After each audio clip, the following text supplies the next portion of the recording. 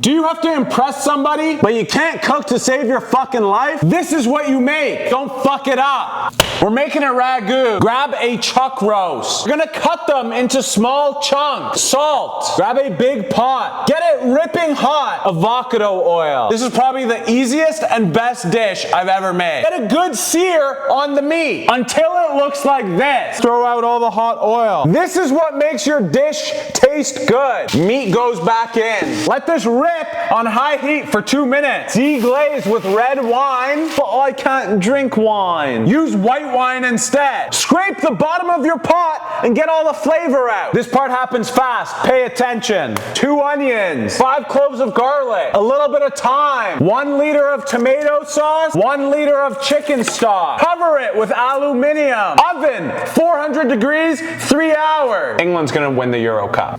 What did I do for the past 3 hours?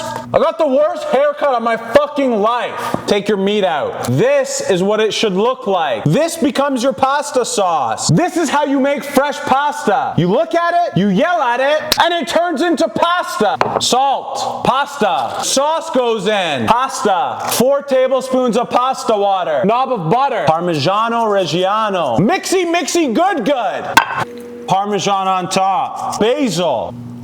Oh my God.